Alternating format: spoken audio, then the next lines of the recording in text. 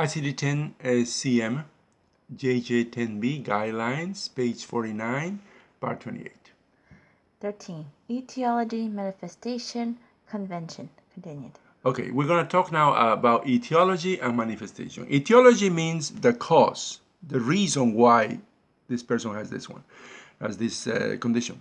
And the manifestation means the result, what happened after the patient had the condition. What is the result of that? So those two things go together. What caused it and what happened, right? Whenever there's such a combination exists, there is a use additional code note at the etiology code and code first note at the manifestation code. If you get by any chance to the manifestation code, which is the second part of this pair, look at the bottom and you're going to see a note that says code first, right? Because the etiology comes first. And if you go to the etiology code, then it's going to tell you use additional note because you have to code the manifestation later on, which means that for these codes, there are always two codes. The first one, which is the etiology, and the second one, the manifestation, and they are together. You can't separate it. They're together. All right?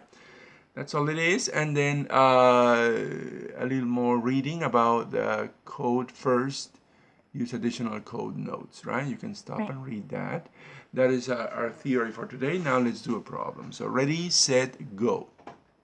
Okay, ICD-10 JJ-10A, page 402, problem 1, and this is a level 2 problem, and the title is? Occlusion, carotid artery. Occlusion, carotid artery. And the text reads like this.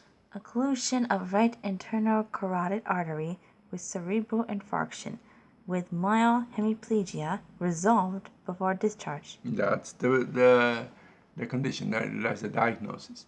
Right, now we're going to count to 3 so you can give us the ICD-10 CM code for this diagnosis. 1, 2, 3. Okay, the answer is? The answer is I63.231 and G81.90. Yeah, so there are two codes, right? Right. Because there's one code for the condition. Let's go back to the text. One code for the occlusion, right, of right internal carotid artery with cerebral infarction, and the other code is for the hemiplegia, right? Right. All right. Okay, so that's the answer. Now, if you got it, congratulations. If you didn't get it, let's give you a couple of tips. First tip. The level 2 difficulty. There are two codes. There are two codes because there are two conditions. Right. And tip 2. For the first code, start with occlusion carotid artery. Carotid artery. For the second code? For the second code, start with hemiplegia. Hemiplegia. And just so you understand what this diagnosis is, there's a little picture there. You can maybe pause it and make it big. And there's also a video that we're going to watch, a short video, but it is going to explain to us what this condition is. Right. Let's go to the video.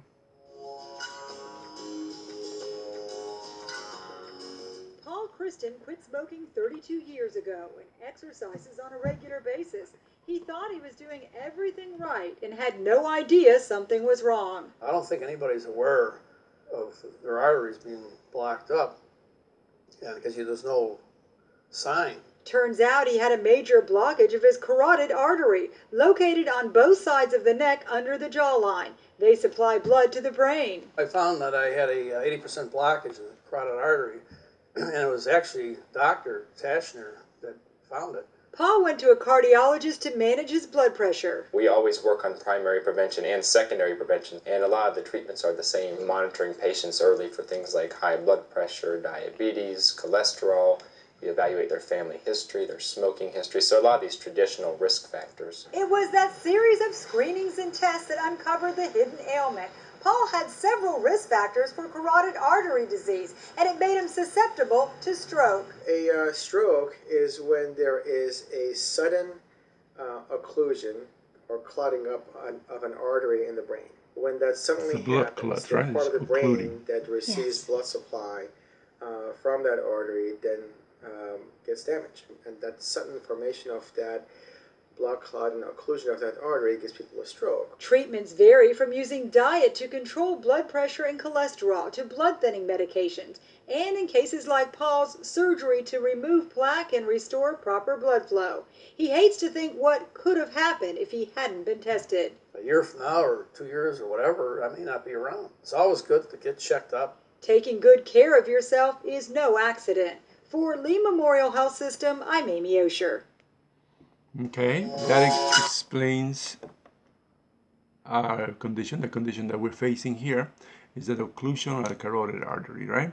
So now that you understand what the diagnosis is or what is the condition, and you have the answer, the two answers there, we're going to count to 3, so you can pause the video and give us the path, how we got to the answers. 1, 2, 3. Okay, so this is the whole summary of the problem.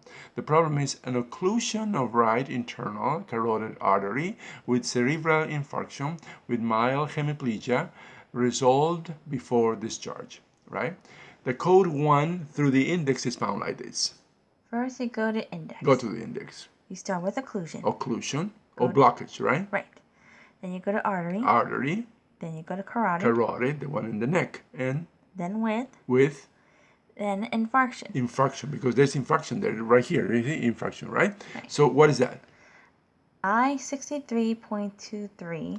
With a hyphen, which means that you need an additional code, right? Right.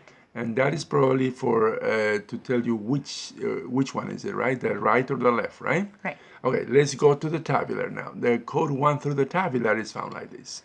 First, you go to tabular. Tabular. You start with the 3 first characters all the time, right? Right. What is that? I-63, cerebral infarction. Right. And now add one more character. I-63.2. What's that? Due to unspecified occlusion. Unspecified occlusion. It means that it's an occlusion, but there's no more detail, so that's why it's unspecified. Now, the next code. I-63.23. Which is? Carotid arteries. Carotid arteries is the place where the occlusion occurs, right? And the last code is? I-63.231. Because it's the? It's the right. Right carotid artery. We have 2 carotid arteries, one on the right and one on the left, and this is the right one, right? Right. So that's why there's an equal sign, which means that we have double-checked this code. But now there's a hemiplegia that was also part of the diagnosis, so we have to code that, right? So the code 2 through the index is found like this. First you go to the index, then first you start with hemiplegia. It's G81.9. And there is a hyphen for also from the side. Now, hemiplegia means that half of the body is paralyzed, right? Hemi is half and plegia is paralysis. So half of the body of this person has been paralyzed. Do we know which half? No. So we're going to find that out in the tabular. So the code 2 through the tabular is found like this. First you go to tabular. Then you go to G81. What's that? Hemiplegia. Okay, now we add one more digit for?